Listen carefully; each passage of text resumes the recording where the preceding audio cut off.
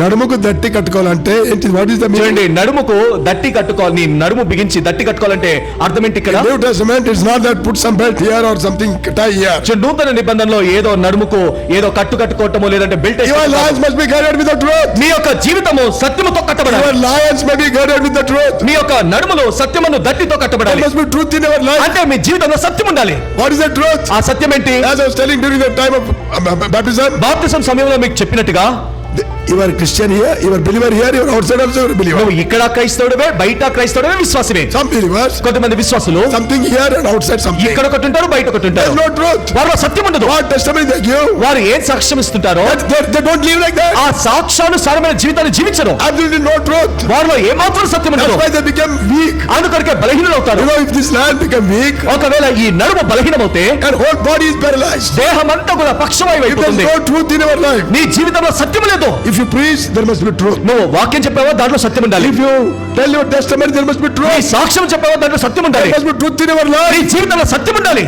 You must say that I am born again, means there must be truth. నేను తిరిగి జన్మించాలంటే దాంట్లో సత్యం ఉండాలి. If you say that I'm a new creature, నేను నూతనమైన సృష్టి అని నువ్వు చెప్పినప్పుడు and all things are passed away, పాతవి గతించేయాలి, everything become new. సమస్తం నూతనము కావాలి. There must be truth for that. నీలో దాంట్లో సత్యం ఉండాలి.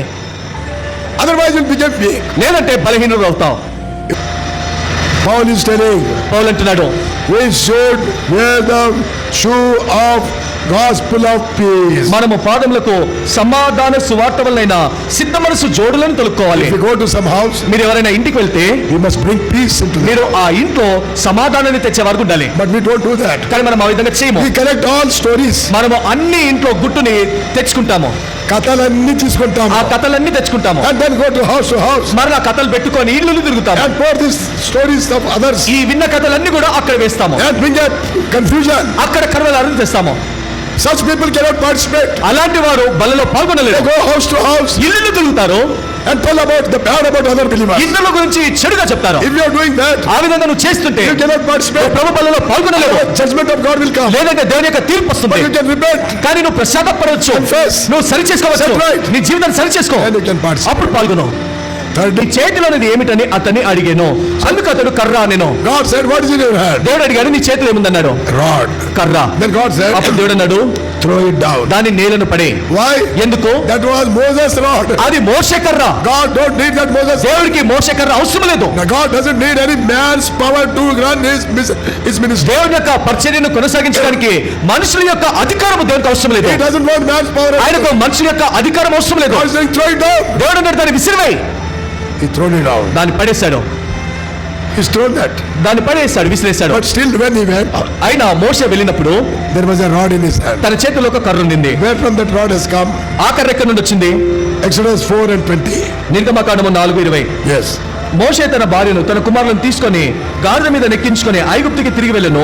మోషే దేవుని కర్ర తన చేత పట్టుకొని That was పోయాడు. a God's rod. అది దేవుని కర్ర, That was a God's power. అది దేవుని అధికారము. Let us not exercise our power in the house of God. దేవుని యొక్క ఇంట్లో మన అధికారాన్ని మనము పట్టించి లేదా మన అధికారాన్ని చూపించద్దు. Man's power is not required. మనుషుల యొక్క అధికారము అవసరం లేదు. That's why ministry will be ruined. అందుకొరకే పరిచర్య పారిపోతుంది. Ministry will be spoiled. ఆ పరిచర్య అంతా కూడా చెదిరిపోతుంది. Man's power మనిషి యొక్క in అధికారం the house of God. దేవుని యొక్క ఇంట్లో God says, throw it out. దేవుడు అన్నాడు, దాన్ని విసిరివేయి. I don't want your power. నీ అధికారం నాకు అవసరం లేదు. God told to Moses, దేవుడు మోషేతో అన్నాడు, I want your rod. నీ కర్రను విసిరివేయి. I don't want your rod. నీ కర్ర నాకు అవసరం లేదు. God gave him a rod. దేవుడు ఆయన కర్రనిచ్చాడు. He says, Moses went with the rod of God in his hand. ఇక్కడ రాయబడిన మాట, మోషే దేవుని కర్ర చేత పట్టుకొని వెళ్ళాడు. With that rod, ఆ కర్రతో he shook the Egypt. ఐగుప్తుని వణికించాడు. No army, ఏ సైన్యం లేదు, no weapons, లేదంటే ఆయుధాలు లేవు, no people with him. లేదంటే తనతో ప్రజలు లేరు. All alone, ఒంటరిగా with one rod in his hand. ఒక్క కర్ర చేత పట్టుకొని All Egypt was shaken. ఐగుప్తంతా తలకిందులైంది. Pharaoh was shaken. Pharaoh వణికిపోయాడు, He was trembling వణికిపోయాడు. because he went with the power of God. ఎందుకంటే దేవుడి యొక్క అధికారంతో వెళ్ళాడు. That power of God is lacking in the midst of God's people. దేవుని యొక్క ప్రజల మధ్యలో ఆ దేవుని అధికారము కోల్పోతుంది. Everywhere our own rods. ఎక్కడ చూసినా మన కర్రలే.